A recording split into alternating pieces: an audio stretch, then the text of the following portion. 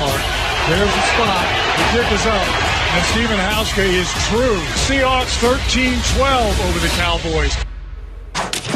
The Seahawks pull off the win in Jerry's World with a late field goal, as you just saw. A low-scoring affair, 13-12. Now, of course, Stephen A. had Seattle as his NFC Super Bowl pick, Skip Dallas. Stephen A., how do you feel about your Super Bowl pick now? I'm not comfortable with them.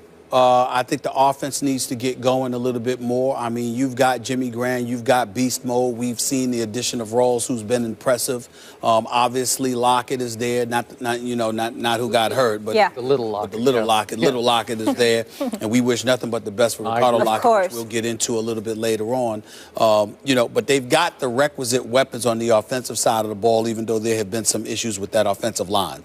But because there's been issues with that offensive line, Russell Wilson entered yesterday's game being sacked more than anybody, and Marshawn Lynch hasn't appeared to be beast mode for more than one game this season, which was last week, more so than at any other time, even though we all know he missed a couple of games. In the end, when you look at it from that perspective, I must say that, I'm still not giving up on them because they've got time to right the ship. But the way they're looking right now, they're not going to win the Super Bowl. I think their defense is coming together more and more and more since Cam Chancellor has gotten back to sort of spearhead that defense. And I think that Richard Sherman is playing better than he did a few weeks ago. So let's throw that out there as well. And Kerry Williams is adapting to some degree in the secondary with the Legion of Boom. Earl Thomas, Bobby Wagner, and those boys are doing what they're doing. Bennett made a stupid penalty, almost cost the Seattle Seahawks yesterday because it gave Dallas some additional life with Wagner and them pointing at him, telling him to use his head. But ultimately, this defense is playing the way an elite defense is supposed to play. They can't carry the offense, however. Your offense can't be a walking 3 and out. What Russell Wilson was in that last drive to set up the winning field goal, running on a couple of plays, is what makes Seattle most effective offensively. Because when there's the threat of him running and he shows a willingness to utilize it, it makes everybody a bit cautious, and then you can take chances downfield that you otherwise can't take when he's not looking to run the football. Allow me, however, to get into the Dallas Cowboys. Oh, just a little bit. Just a little bit there. Enjoy it. I'm not going to make fun.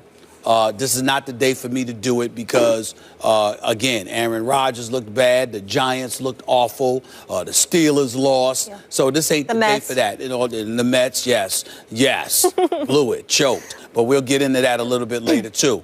The reality, Skip, is this, and it's something that we have said a long time ago, but certainly haven't had a reason to say in the last year and a half, 2 years. Skip, I think Jason Garrett is a bit overrated. I think somebody needs to say this. Whoever rated him. Well, they were 12-4. They did win a division last year. He got a lot of credit, and we gave that to him.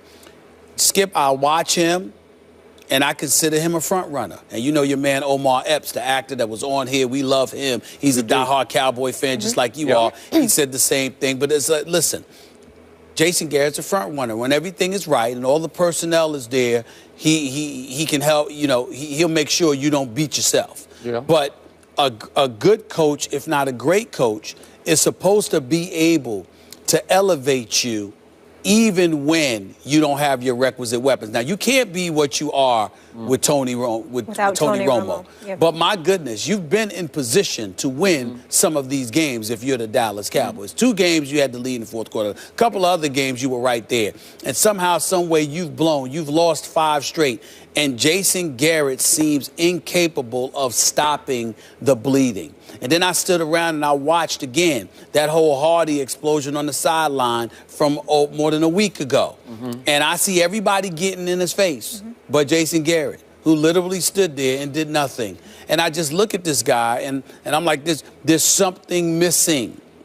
I'm not saying the man doesn't know football. I would never accuse him of that. I'm just saying whatever that it factor is that you need from a head coach, he does not appear to have.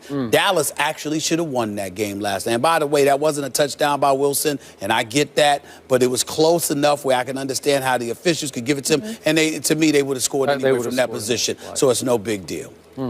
That's all I got to say. Finished? Yep. Is the show over yet? That was a long answer. I didn't think it was, but go ahead. All right.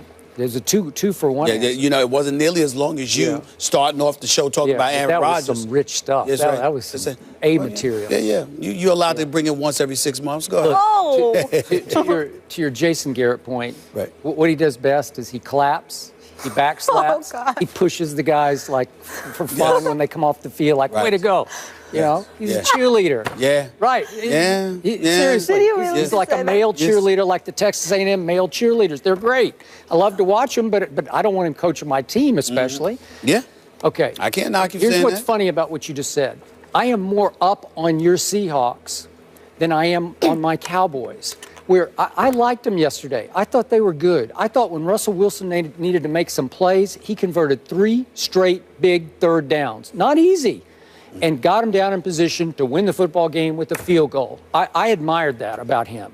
And that defense, it's rounding back into form. You got to admit, it's formidable now, right? Yeah. Richard Sherman was really good. I would like to see Richard Sherman against a 100% healthy Des Bryant being thrown to by Tony Romo, but that's a whole nother issue. Yeah. Maybe God help us, we'd see that somewhere down the, maybe in the postseason. But I'm about to give up on my postseason chances here because we have gone from the castle to the outhouse, have my Cowboys. I was trying to do it the other way around, but now we have gone to the outhouse. That's 5 straight losses. It's tearing my soul out game after game. That was excruciating. I knew it was coming. I picked the Seahawks, and not once in that whole game did I ever really believe my Dallas Cowboys would win that game. And yet they teased me and they pulled me along, and I had to sit and wait all the way to the bitter end for another kick me in the stomach kind of a loss. My point is, in the end, and I tweeted this yesterday, and I'm not joking about this, Matt Castle made me miss Brandon Weeden. I laughed when I read that on my timeline. I did laugh. But I'm serious. Yeah. I'm ready to say maybe we should have just stayed on the Weeden. Just stayed on the Weeden. Right. I don't know. Because Matt Castle was almost as bad as Mr. Rodgers was in the late game. He was. He threw for 97 yards. Aaron Rodgers, 77 yards. But still, it felt inept the whole day. It felt like we had no shot the whole day with Matt Castle, even though I know he tries to throw the ball down the field a lot more than Brandon Weeden did. It's like he's throwing a Nerf football.